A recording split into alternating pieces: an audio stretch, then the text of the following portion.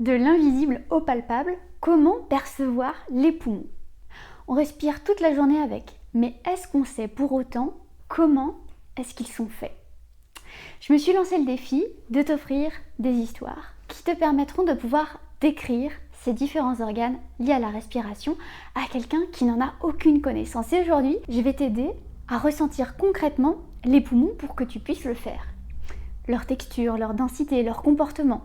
Et je t'ai préparé un petit guide avec des exercices pour mieux percevoir ce qui se passe dans ton corps quand tu respires. Si ça t'intéresse, tu peux le télécharger dès maintenant ou à la fin de cette vidéo. Voilà, à présent, si tu veux jouer le jeu, tu peux fermer les yeux, comme ça tu pourras mieux percevoir si mon histoire fonctionne.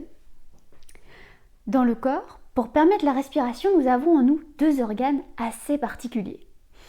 Ils sont en effet très grands, et bien qu'ils pèsent ensemble environ 1 kg, ils paraissent étonnamment légers pour leur taille. Au nombre de deux, l'un à gauche et l'autre à droite, chaque poumon est constitué de plusieurs parties reliées ensemble et logées au sein du torse, dans la cage thoracique. Ils prennent autant que possible la place disponible, laissant un peu d'espace entre deux pour le passage des différents conduits d'air, de sang et de nourriture. Le cœur, quant à lui, a la meilleure place puisqu'il est loué presque totalement par ses deux coussins d'air.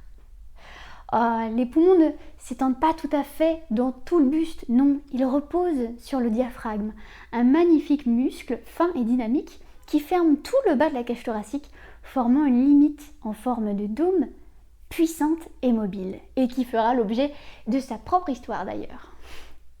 Alors que je précise un peu ces coussins, imagine plutôt une éponge légèrement humide, aérienne.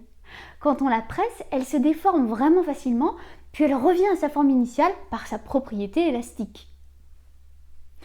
Eh bien, c'est très proche du principe de la matière et de la mobilité des poumons. Donc, plutôt que des sacs d'air, tu peux réaliser maintenant que tes poumons sont deux grosses éponges qui s'adaptent à l'effort qu'on applique dessus. Leur taille est définitive à l'âge adulte. Pour aller plus loin dans l'exploration, on peut aller voir dans ces éponges et découvrir de millions de petites poches d'air qu'on appelle les alvéoles. Tu peux imaginer une mousse extrêmement fine.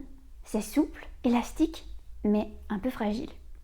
Pour acheminer l'air jusqu'ici, il circule depuis la gorge par un tuyau qui s'étend dans les poumons, un peu comme s'enracine un arbre.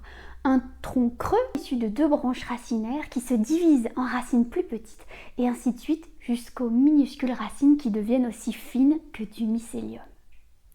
Et au bout de tout ce réseau imprégné dans ces éponges, au bout de chaque terminaison, des grappes de microbules. Si l'air entre avec une certaine force au début d'inspiration, il arrive par ailleurs dans un calme extrêmement doux.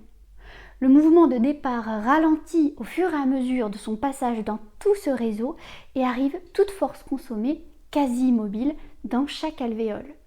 Ce sont les forces locales qui s'occupent de la diffusion et des échanges avec le sang. Nous voilà arrivés au bout de notre petite exploration. S'il y a quelque chose à retenir, c'est que tes poumons sont merveilleusement souples, élastiques et sensibles à la pression. De savoir ça peut améliorer ta façon de respirer et de penser à ta respiration. Merci pour ton écoute. Pour continuer ton exploration de façon plus concrète, tu peux télécharger le guide que j'ai préparé en t'inscrivant à ma newsletter. Il est gratuit et accessible dans la description et comme ça, tu seras au courant de mes prochaines sorties vidéo. Moi, c'est Apolline Gattel, praticienne en coordination respiratoire et accompagnante holistique au service de la qualité respiratoire et vocale. Merci de m'avoir écouté. À bientôt.